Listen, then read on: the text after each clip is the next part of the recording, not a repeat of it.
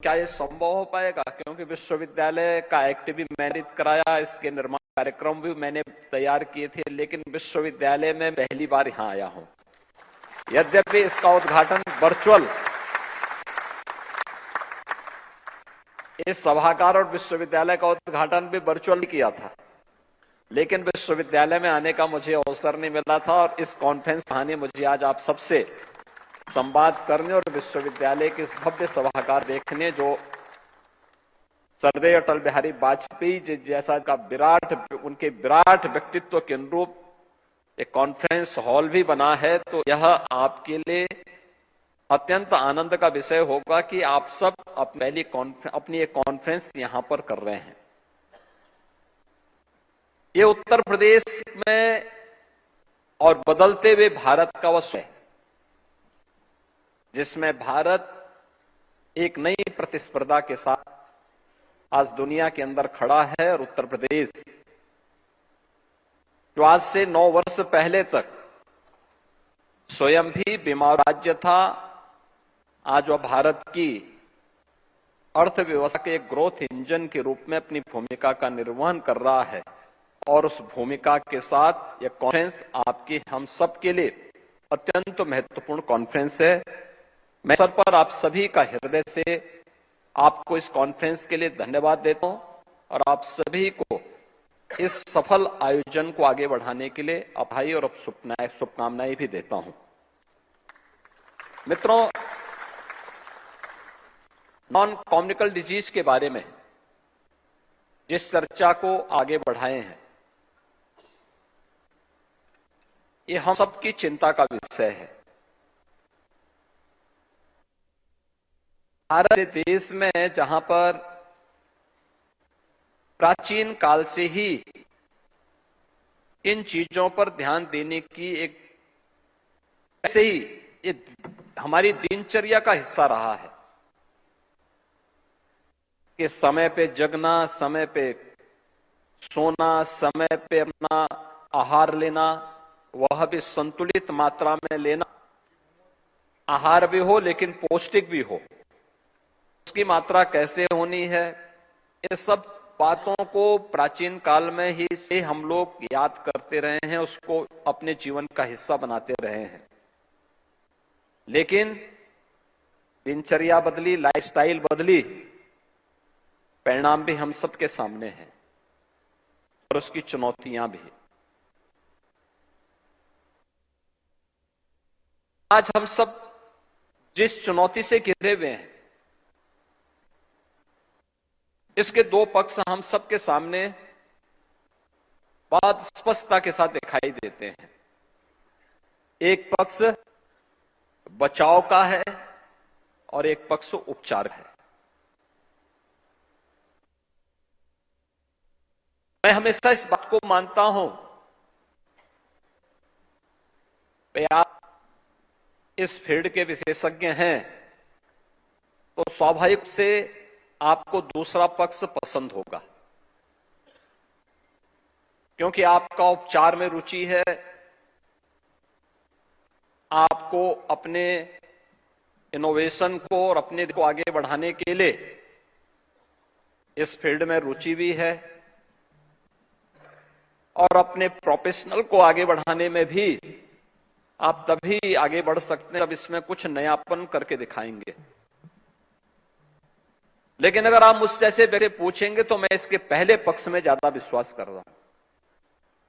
मेरा मानना है कि हमें बचाव के पक्ष पर विशेष ध्यान देकर के अवेयरनेस के उस कैंपेन को आगे बढ़ाना चाहिए जो व्यक्ति को एक स्वस्थ दिनचर्या के लिए और स्वस्थ लाइफ स्टाइल के लिए उसको तैयार कर सके। और यह आने वाले समय की उन चुनौतियों के लिए हम सबको तैयार करेगा, क्योंकि जो चैलेंजेज हैं हम सबके सामने, उसके बारे में जिस तेजी के साथ इस प्रकार की बीमारियों का फैलाव हुआ है और एक बड़ा तबका उसकी चपेट में आ रहा है, वह हम सबकी चिंता का विषय होना चाहिए। ऐसा नहीं कि सरकार के स्तर पर कदम न उठाए गए हों,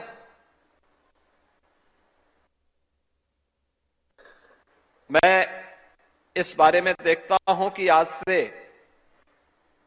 8 वर्ष 10 वर्ष पहले तक अगर किसी परिवार में कोई व्यक्ति किसी बीमारी की चपेट आता था तो पूरा परिवार चिंतित होता था।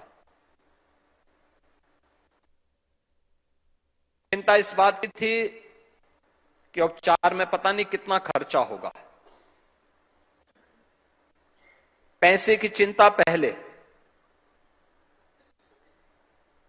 उतने संस्थान नहीं थे, उतने विशेषज्ञों का अभाव था। आज मैं कह सकता हूं कि भारत के अंदर दुनिया की सबसे बड़ी health scheme PM Jan Arogya Yojana में प्रधानमंत्री आयुष्मान भारत की सुविधा, भारत के लगभग 55 से 60 करोड़ लोगों को इस सुविधा का लाभ प्राप्त हुआ है कि जिसमें प्रतिवर्ष वह 5 लाख रुपए की स्वास्थ्य सुविधा प्राप्त कर सकता है। इतनी आबादी दुनिया के अंदर कहीं भी इस सुविधा का नहीं ले सकता जितना कि भारत ने आयुष्मान भारत अपने देश के अंदर उपलब्ध करवाई है। मैं स्वयं इस बात को देखता हूं,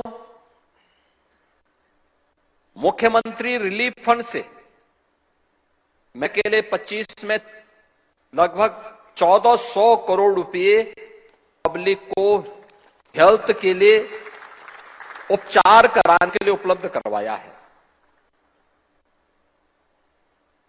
इसके अलावा उत्तर प्रदेश में आयुष्मान भारत स्कीम के अंतर्गत जो लोग छूटे हुए थे, बड़े ऐसे ग्रुप थे जो लोग इन सब सुविधाओं से वंचित थे, उनको हम लोगों ने सीएम योजना के अंतर्गत ये सुविधा उपलब्ध करवाई है। अभी हाल ही में हम लोगों ने अपने यहां के सभी प्रकार के शिक्षकों को, आंगनबाड़ी, आशा वर्कर, एएनएम, रसोईया, जो बेसिक शिक्षा परिषद के स्कूलों में बच्चों के लिए मिड डे मील बनाती है, इन सबको हमने इससे कवर किया। एक बड़ा तबका इससे कवर हो रहा है। उन्हें इन सुविधाओं का लाभ प्रदान करने के लिए सरकार ने अपने स्तर पर कार्रवाई की। हेल्थ इंफ्रास्ट्रक्चर की आप बात करें, उत्तर प्रदेश के अंदर आज से 10 वर्ष पहले गवर्नमेंट के स्तर पर केवल 17 मेडिकल कॉलेज केवल संचालित थे। आप याद करिए, आज 25 करोड़ की आबादी यूपी के अंदर निवास करती है। इतनी बड़ी आबादी है लेकिन 17 medical colleges.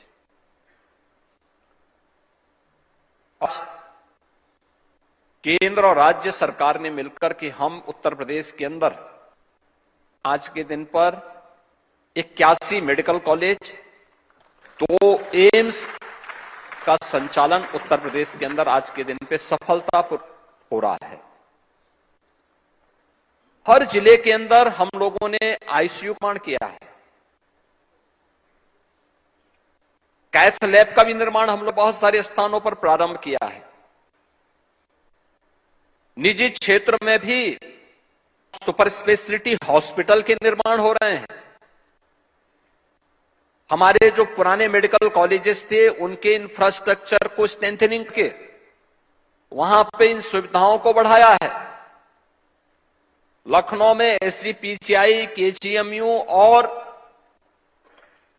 Doctor Ram Manohar Lohia चिकित्सा संस्थान के माध्यम से हम लोगों ने टेली कंसल्टेशन के साथ साथ टेली आईसीयू की भी व्यवस्था, वर्चुअल आईसीयू की व्यवस्था अब उन लोगों ने राज्य के अन्य कॉलेजेस के साथ और हॉस्पिटल्स के साथ जोड़ करके सुविधा तेजी के साथ आगे बढ़ाए हैं।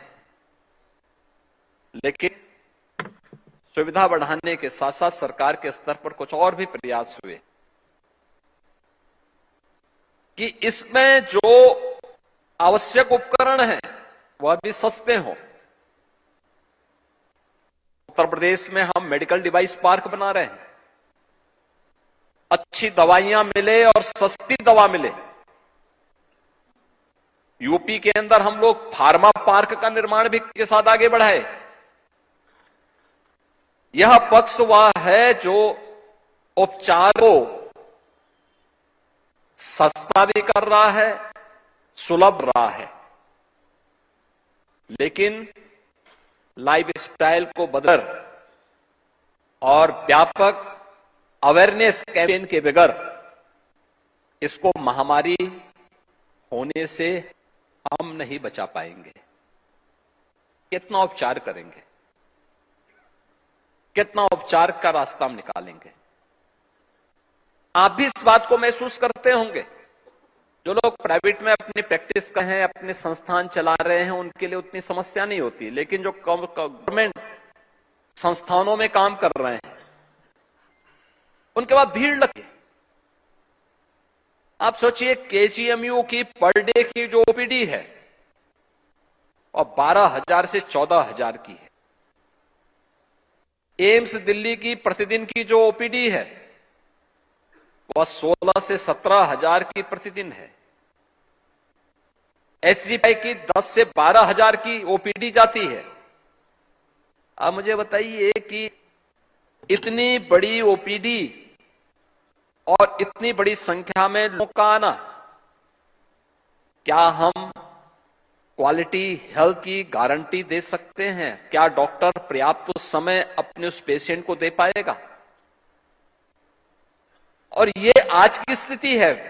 भविष्य में क्या होना है? जिस तेजी के साथ लोगों ने अपनी लाइफस्टाइल ली है, 4 से 6 घंटे एक सामान्य व्यक्ति के अपने स्मार्टफोन पे खर्च हो रहे हैं, और वह उसके लिए एक नई बीमारी वहां से खड़ी हुई है। यही जिस तेजी के साथ डायबिटीज का फैलाव हुआ है, वह एक नई चुनौती हम सबके सामने है। और इन सब से बचाव के लिए तो सबसे महत्वपूर्ण है कि हम आज भी लोगों को इसके बारे में तैयार करने के लिए, क्योंकि गवर्नमेंट अपने स्तर पर कैंपेन चलाती है, अपने स्तर पर तैयारी करती है, लेकिन अगर यही बात एक डॉक्टर बोलता है तो लोगों में ज्यादा प्रभाव डालता है। लोग उसको ज्यादा महत्वपूर्ण तरीके से और ज्यादा गंभीरता से लेते हैं। आज चैलेंज क्या है? आप याद करिए, लोग समय पे जगते थे, समय पे उठते थे, समय पे जगते थे, सोते थे, समय पे अपना आहार भी लेते थे, वह संतुलित होता था। आज क्या है?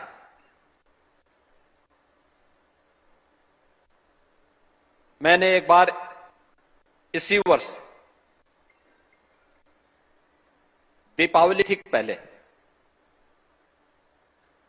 कुछ स्थानों पर छापेमारी करवाई। मैंने कभी मिलावट की चीजों में जो भी खाद्य पदार्थों में मिलावट हो रही है, व्यापक रूप से छापेमारी करो। क्योंकि मैं एक जिले में गया, मैंने वहां सर्वे किए, मैंने कहा कितनी डेयरी है, कितना यहां पे दुग्ध उत्पादन होता है। और मैं भौचक था इस बात को लेकर के कि कुछ सज्जन ऐसे थे जिन लोगों के पास कोई डेयरी, कोई दूध का आवक नहीं, लेकिन उनको ऑर्डर दो, वो एक झटके में अगले 24 घंटे के अंदर कई कुंटल पनीर और खोआ सप्लाई करने के रखते थे। तो मैंने कहा कौन सी इनके पास ऐसी मशीन है कि जिससे इतनी तेजी के साथ ये कर रहे हैं? तो मैंने उनकी सूची तैयार करवाई और एक दिन अचानक छापे मैंने करवाई। और ये छापेमारी मेरी सुबह 4 बजे से लेकर के 8 बजे के बीच में मैंने एक करवाई, कई टीमें लगवा करके। हजारों कुंटल खोआ और पनीर बरामद किया, और ये सब मिलावटी था। आज आप जाते होंगे, किसी भी शादी ब्याह के फंक्शन में जाते होंगे, क्या गारंटी है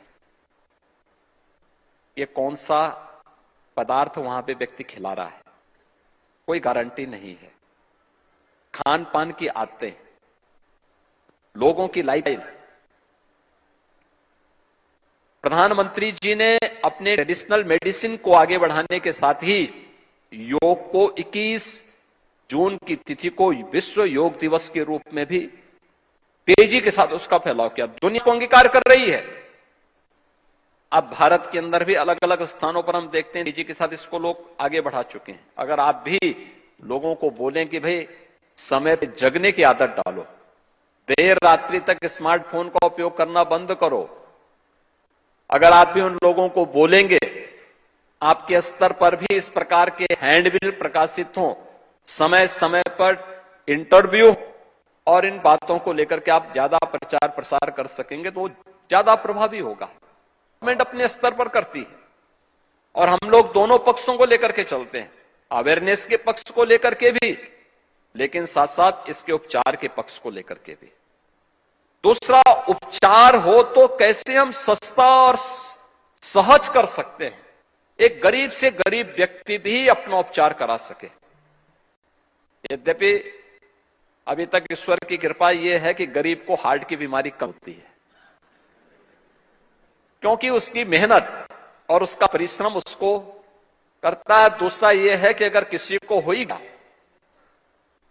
तो उसके लिए आयुष्मान भारत की सुविधा आज के दिन पे जो अपना बाईपास सर्जरी भी करा सकता है, एंजियोग्राफी भी करा सकता है, एंजियोप्लास्टी भी करा सकता है।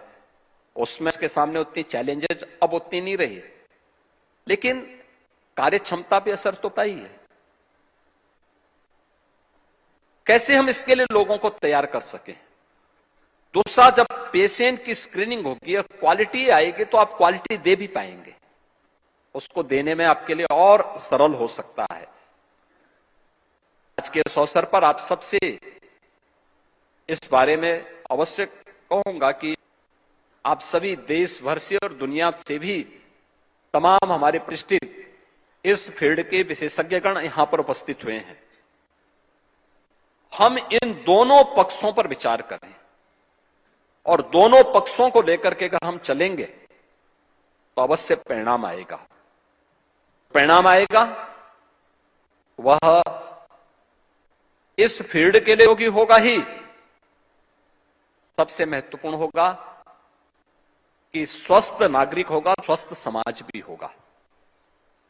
और स्वस्थ समाज होगा, एक सशक्त देश भी होगा, सशक्त भारत। उस सशक्त भारत के निर्माण के लिए और विकसित भारत की जिस परिकल्पना करके प्रधानमंत्री मोदी जी के नेतृत्व में देश आगे बढ़ा है, उन्होंने देशवासियों के सामने एक टाइमलाइन दी है कि देश जब अपनी आजादी के 100 वर्ष पूरा कर रहा होगा तब हमें कैसा भारत चाहिए, एक सशक्त भारत चाहिए। बीमारू भारत विकसित नहीं हो सकता है, बीमारू भारत सशक्त नहीं हो सकता, बीमारू भारत आत्मनिर्भर भी नहीं हो सकता। और इसलिए बीमारी से मुक्त करने की जिम्मेदारी आपकी, क्योंकि हार्ट एक ऐसा है, व्यक्ति की किडनी काम करनी बंद कर दी तो डायलिसिस दिन चल सकता है, अन्य बीमारियां होती तो कुछ दिन उसको आगे बढ़ सकता है, लेकिन हार्ट जिस दिन बंद, जिस समय ब्लॉक होता है, उसके साथ ही उसकी दूसरे की यात्रा भी प्रारंभ होती है।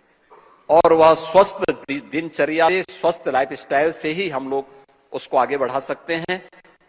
मैं एक बार आपके सीएसआई की इस कॉन्फ्रेंस के लिए आप सब प्रदेश की राजधानी लखनऊ में आए, आप सबका मैं स्वागत करता हूं, अभिनंदन करता हूं और विश्वास करता हूं कि आपके स्तर पर जो यहां पर जिन मुद्दों, जो पेपर्स यहां रखेंगे, जिन मुद्दों पर आप चर्चा करेंगे, उसमें दोनों पक्षों करके एक कॉमन मैन के बारे में भी हम लोग अपने किसी एक महत्वपूर्ण निष्कर्ष को आगे बढ़ा करके इस कॉन्फ्रेंस को एक नई दे करके विकसित भारत की संकल्पना के साथ हर नागरिक और एक कार्डियोलॉजिस्ट भी उसमें किस प्रकार की भूमिका का निर्वहन कर सकता है, उस प्रक्रिया को आगे बढ़ाने में आप सब मदद करेंगे। आप सबको मैं इस सीएससी के लिए, सीएसआई के लिए हृदय से अपनी बधाई देता हूं, अपनी शुभकामनाएं देता हूं। धन्यवाद। जय हिंद।